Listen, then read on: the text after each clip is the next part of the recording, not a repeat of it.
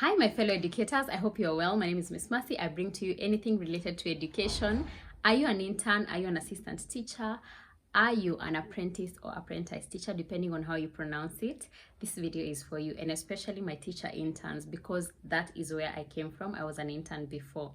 Now, 3 tips for you, and I know mlisema tupunguze advice, but if it has worked for me and I think it can work for you, why not share with you so that you can also hack it, right? Now, 3 pieces of advice or 3 pointers to help you navigate your life as an intern. 1, jitume. Please do not listen to this BS about teach and go home. And I'm not saying that you become the little slave. I'm just saying jitume. So make sure you're ahead of the game. All right? If that makes sense, I hope you really understand what I mean. So normally, if you're an intern, let me just give a real life example. Sometimes you're not allowed to teach in schools, depending on the type of school or depending on, there are different regulations and rules that they have put up, right? But you can help with other tiny tasks, like maybe taking kids out for recess. And I know my teachers are going to say that I'm saying this so that whoever is supporting me can take my kids out for recess. No, I'm just saying support with those tiny tasks, all right? They go a long way and they help build your CV, all right? Your teacher will put a good word for you. Now, and did I mention that this is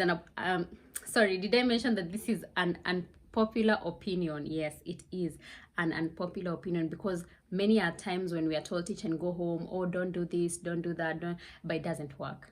It doesn't work, because I have observed for the kidogo years I have taught, just the kidogo ones, I have been there for a good enough time to observe and see that teach and go home does not actually work. So you have to find a balance. And again, I'm not saying you become the slave. Again, simlisema pila ndo zimeshikilia shule si walimu. Lol. Yeah. So number 1, jitume, all right?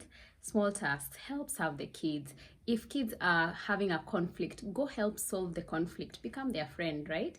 And help them in one way or another. If they're struggling with math, it's good to approach with caution, because some kids are very delicate. I remember when I was an intern, the teacher I was under, I only wanted to help, yeah?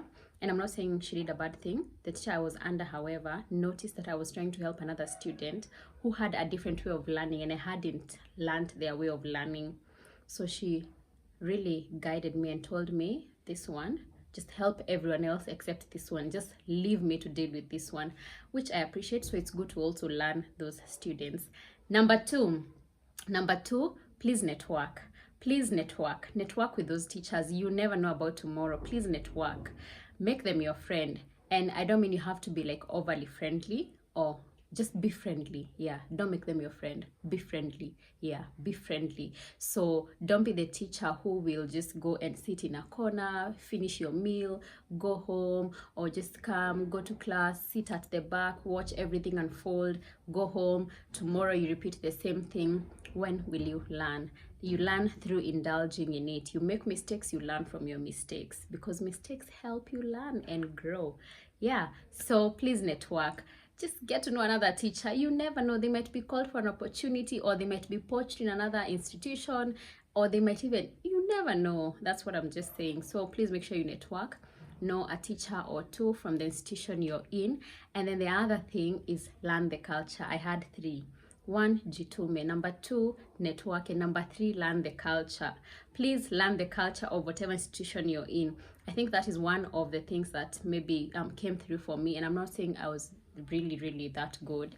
I'm just saying the bonus things, right? So if there's a way they use words, like in my school, there's a lot of think, pair and share, turn and talk, especially when kids are learning.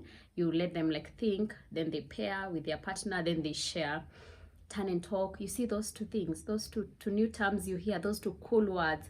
Please make use of them, so that now you're becoming part of the community. It's easier for you to get absorbed.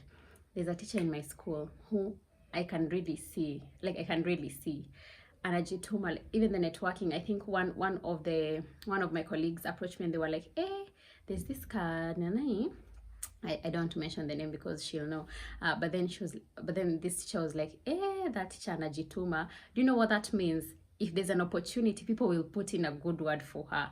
And If not, once maybe the internship period is over and there's no opportunity that comes up, if it does come up and you're probably in another institution, you'll definitely, and you apply, you get like you get an upper hand. That's the word I was looking for. You get an upper hand, yeah, because you already know, so it's easier for you to come into the system. I think we've said that before. I don't know, I'm speaking so fast and my mind is running because I need to rest. All right, I hope this was helpful. Thank you so much, and bye. I hope you subscribe to Miss Mercy Beyond ABCs. Bye. Or also share this with a teacher you know, or an intern you know, or somebody you like who is in the education field and you'd want them to benefit from this video. Thank you very much.